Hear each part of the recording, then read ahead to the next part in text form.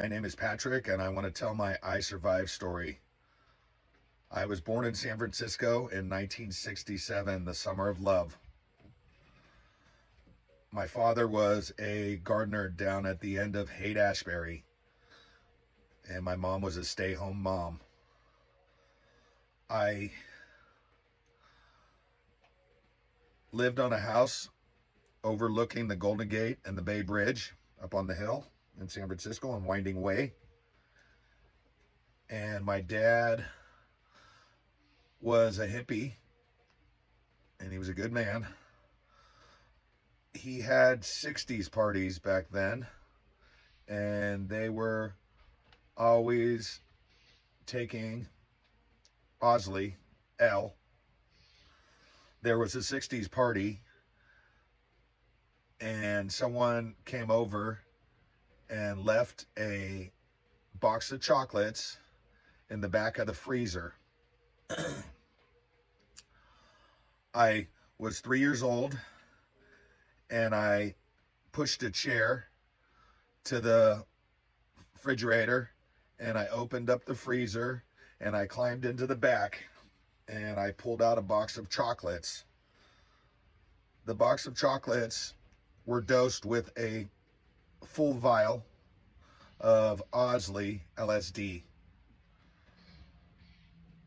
I ate the whole box, and my sister was there, and she was 1.5 years old. And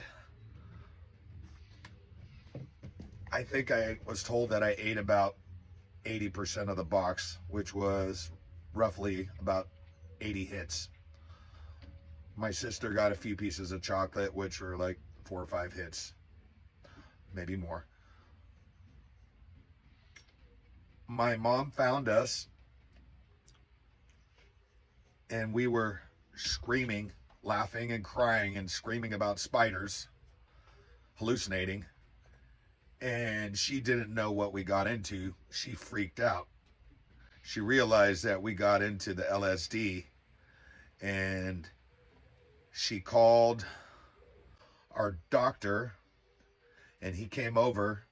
As soon as he came over, he called the police, and then they called an ambulance, and they arrested my parents right on the spot, and they put us into an ambulance. I remember getting into the ambulance in front of my house, and I was out of my body. I was looking down at my body being pushed into the ambulance on a gurney, and I was 100 feet above the ambulance, probably more, looking down at them putting me in on a gurney. They took me down to the hospital, and as soon as I got there with my sister, they shot us up with Thorazine.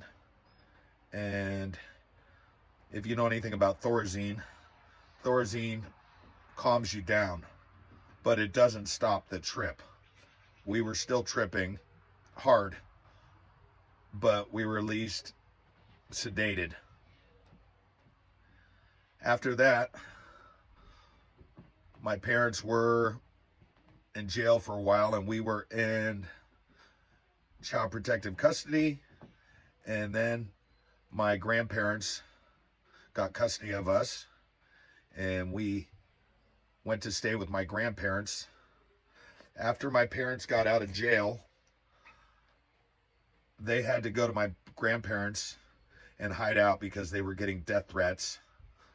People said that they gave it to us on purpose, and they did a front page article on the San Francisco Chronicle, and they lied and said my parents were in a cult and gave it to us for religious purposes, which was not true. My dad said that his best friend, Charlie Brown, left the chocolates in the back of the freezer, and I always thought that my whole life, but I talked to Charlie in the past year, and Charlie told me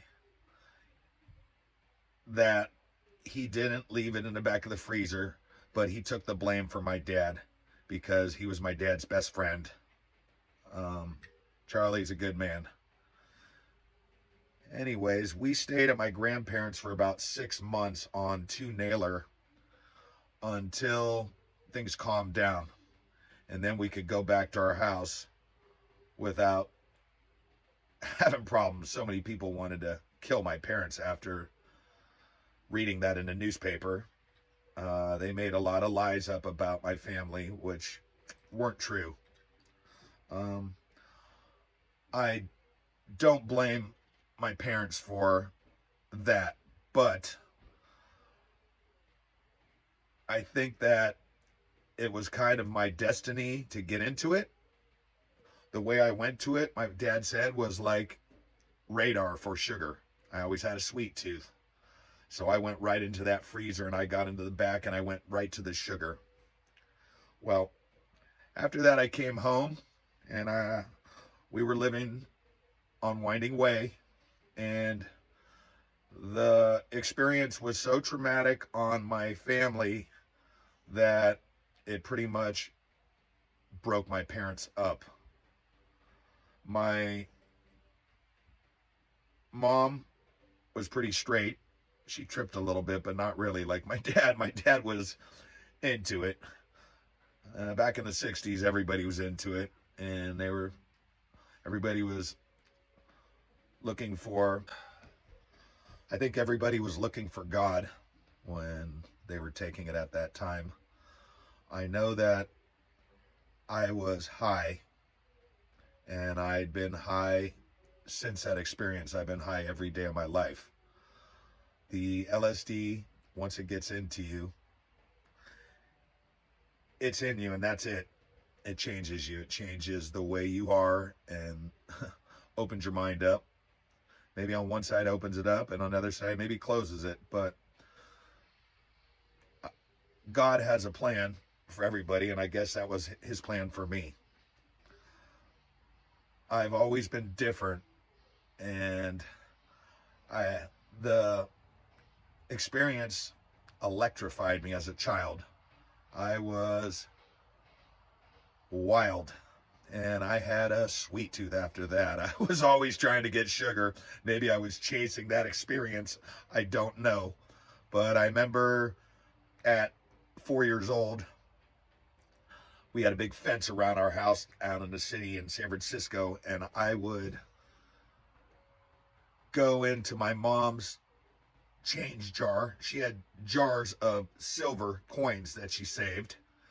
And I remember filling my pockets at 4 years old, and I would crawl under the fence while the babysitter was watching us, and I would go down to Cordova Market, and across the street was a liquor store, and we would go down there. I would go by myself, and I would go buy candy. Pockets full of silver quarters and change, silver dollars. My mom found out later and she was like bummed, but I was always getting into everything. After that, I used to cruise around the neighborhood with my wagon, and I had a little friend that lived right down the block, and he was a real terror too. His name was Scotty Webb, and my best friend lived down at the end of the street. Chuck, that's not his real name, but I'm just saying that to protect his identity. Anyways, I grew up with all my buddies down there, and I was really wild after getting into the LSD. I would cruise around the neighborhood with my red wagon, and I remember me and my neighbor cruised around, and we collected all the newspapers in the neighborhood, and then we put them in front of our house, and I lit them on fire right in front of my driveway. And I remember my mom had to call the fire department, and the fire department came and put out all the newspapers. The flames were like 20 feet high. we collected quite a few papers. So that'll give you kind of an idea of how I was after getting into the L. I used to cruise around with the butter knife, and I would take all the emblems off the cars. This is at 4 years old. And I would break all the antennas off. I was a little terror. A real shit. My poor mom couldn't keep up to me. I was electrified. I was into everything. Shortly after that, I had my 5th birthday, and my parents separated, and they were separating. I remember they pulled up in front of the house with 2 U-Hauls, and they were facing each other in the front of the house. And I was sitting in the U-Haul with my mom and my sister. We were side by side with her, and I was looking at the other U-Haul right in front of me. They were bumper to bumper facing each other, and I saw my dad in the other U-Haul. He was sad. He was crying, and I said, "Mom, stop the U-Haul." And she said, "What?" I said, "I'm going with Dad." And she said, "I have custody of you." And I said, "No, I need to go with Dad. He needs me." So at 5 years old, I made my first decision that was life-changing. My dad was tired of being in the system, and he wanted to move to the country. So we left San Francisco and we drove up to Northern California. My uncle was following behind us in my dad's little truck. We pulled up to a piece of property, 10 acres that he bought on the river in Northern California, and it was pouring rain. The kind of rain where you step out of the car, one step and you're soaked. My dad unloaded all of the stuff out of the U-Haul and threw a piece of plastic over all of our belongings. And I'll never forget it. My Uncle Junior was there, and he looked at my dad and said, "Sonny, you're crazy." And my dad just said, "I love you, Junior. I'll see you soon." Anyways, he drove away and left us at the property, and we're under a piece of plastic, and it rained for 30 days straight. We stayed under that plastic, and most of our belongings were rotted by the time the 30 days stopped raining. As soon as it stopped raining, my dad built a little lean tube, which was 2 pieces of plywood on the floor and 2 pieces of plywood on the roof and 2x4s around it. And he put plastic all the way around. So it was plastic. You could see all the way around. And we had no electricity. We had no generator. We had no running water. So we would go down to the river and get water in our little 5-gallon containers, storage containers. And he went to the town, the local town, and he bought a little stove, which was about this big, and it was called a Tin Wonder. They were these little like cheap stoves that put out a lot of heat. But he got that little stove going for us and built us a little lean tube, and we lived there